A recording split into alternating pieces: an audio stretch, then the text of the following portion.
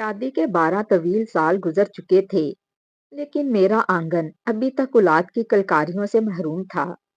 لوگ باتیں کرتے، تانے دیتے، اور میں تنہائی میں اللہ سے فریاد کرتی۔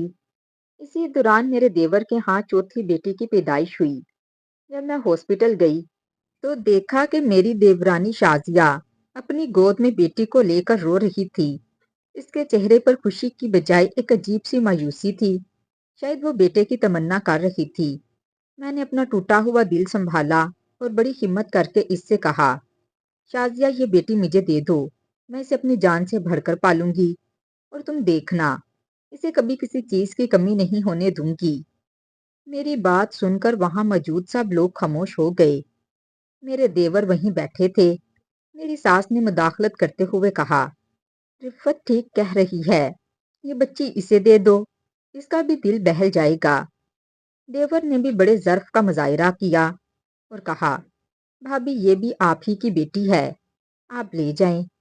شازیہ نے کچھ کہے بغیر وہ چند گھنٹوں کی بچی میری گود میں ڈال دی۔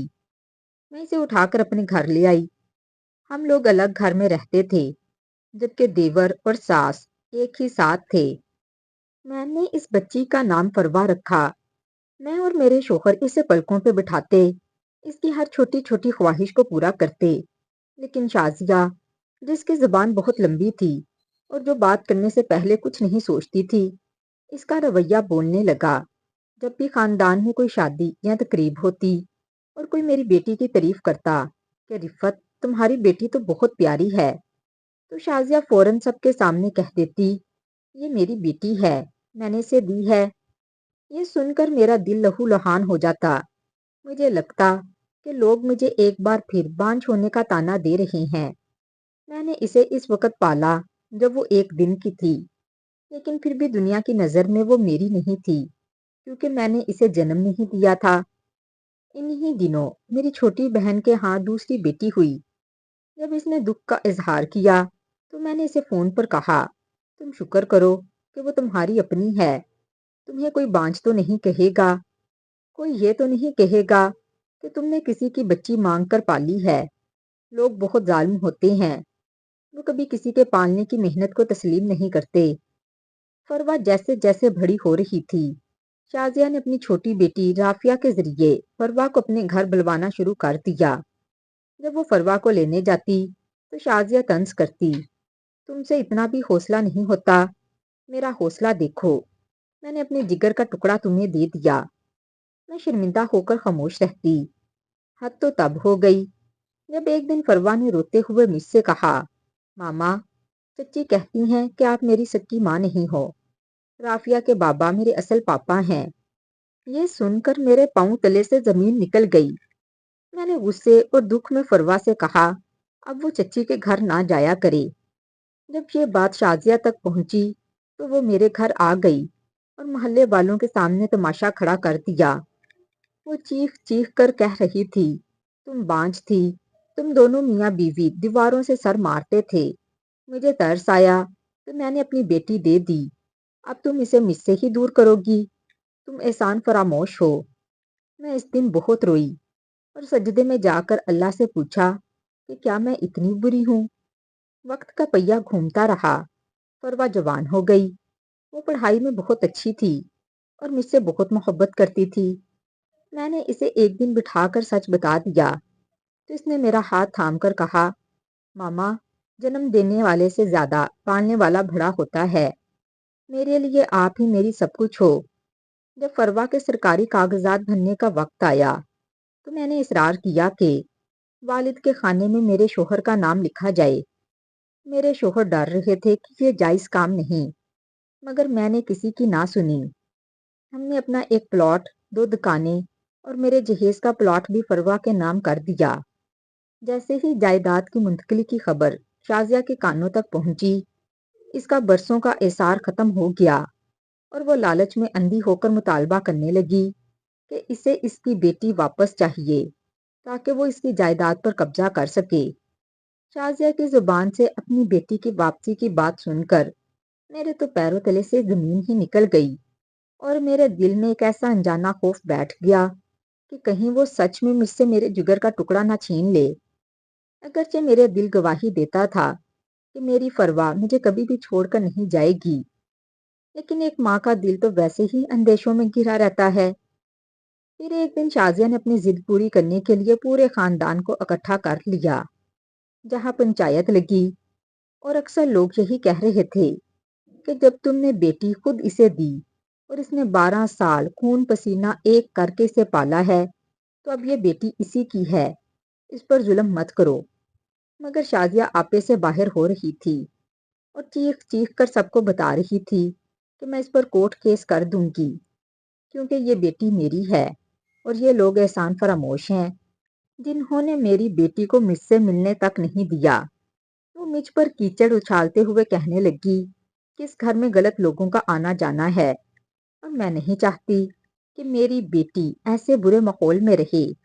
اس کی یہ گھٹیا بات سن کر میرے شوہر کا ضبط جواب دے گیا اور وہ غصے سے اٹھ کھڑے ہوئے اور گرج کر بولے کہ جاؤ اور ابھی لے جاؤ اپنی بیٹی کو، مگر خبردار جو آج کے بعد میری بیوی کے متعلق کوئی غلط بات اپنے منہ سے نکالی۔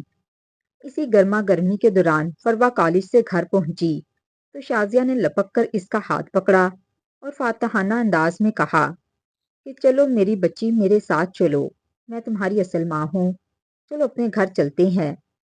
فروا پہلے تو حیران ہو کر سب کا چہرہ دیکھنے لگی، اور جب اس کی نظر میری روتی ہوئی آنکھوں پر پڑی تو اس نے ایک جھٹکے سے اپنا ہاتھ شازیہ کی گرفت سے چھڑوا لیا اور بڑی دلیری سے کہا کہ آپ کو یہ حق کس نے دیا ہے میرا ہاتھ پکڑنے کا، اور آپ کو کس نے کہا ہے کہ میں آپ کے ساتھ آپ کے گھر چلوں گی؟ آپ میری ماں نہیں بلکہ صرف میری چچی ہیں۔ میں نے جب سے ہوش سنبھالا ہے اپنی ماں کے روپ میں صرف انہی کو دیکھا ہے۔ اگرچہ انہوں نے مجھے جنم نہیں دیا، لیکن ایک جنم دینے والی ماں سے بڑھ کر مجھے محبت دی، تحفظ دیا۔ فروا نے شازیہ کو آئینہ دکھاتے ہوئے مزید کہا، آپ اگر اتنی ہی صابر اور ممتا والی ہوتی تو میرے پیدا ہوتے ہی مجھے بوجھ سمجھ کر روتی نہیں۔ اس وقت میں آپ کے لیے بوجھ تھی، اور آج جب میں جوان ہو کر ان کا سہارا بننے لگی ہوں تو میں آپ کی بیٹی بن گئی۔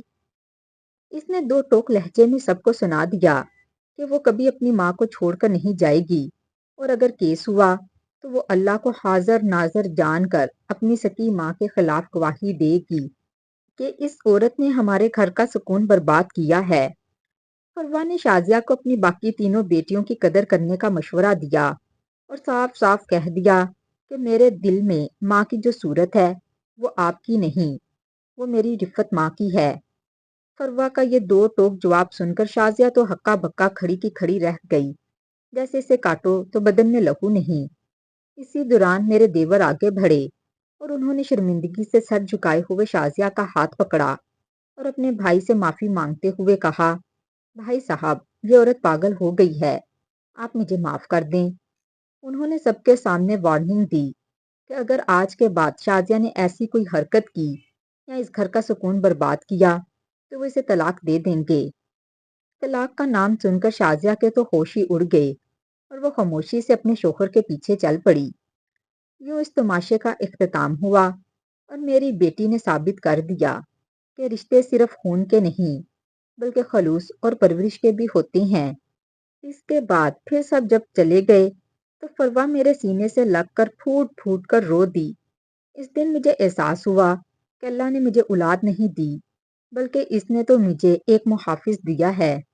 وہ لوگ جو کہتے ہیں نا کہ لے کر پالی ہوئی اولاد اپنی نہیں ہوتی، وہ غلط تھے۔ اولاد وہ نہیں ہوتی جو بطن سے پیدا ہو، اولاد تو وہ ہوتی ہے جو روح سے جڑی ہو۔ آج 12 سال بعد میرا آنگن سچ مچ ہرا بھرا ہو گیا۔ میں نے سجدہ شکر ادا کیا کہ اللہ نے مجھے ایک ایسی بیٹی دی جس نے جائیداد کے بدلے اپنی ماں کی عزت اور محبت کو چنا۔ لاسٹ میں یہی کہنا چاہوں گی کہ اگر کسی کی اولاد کو لیں تو بڑا سوچ سمجھ کر لیں کہ بعد میں کسی کو مشکل کا سامنا نہ کرنا پڑے۔ میری دعا ہے کہ اللہ میری ہر بے اولاد بہن کو اولاد سے نوازے۔ باقی ہمیشہ کی طرح میری دعا آپ کے ساتھ ہے۔ خوش رہیں، آباد رہیں، دعاؤں میں یاد رکھیں۔ اللہ آپ کے لیے آسانی پیدا کرے اور آپ کے صدقے ہمارے لیے بھی آسانیاں پیدا کرے۔ تو ناظرین، ہمارے چینل کو سبسکرائب لازمی کیجیے گا، شیئر کیجیے گا، اور اگر سٹوری اچھی لگے تو کمنٹ کیجیے گا۔ خوش رہیں، آباد رہیں، اور اس کے ساتھ ساتھ میری اس ویڈیو کو لائک بھی لازمی کر دیجیے گا۔ شکریہ، اللہ حافظ۔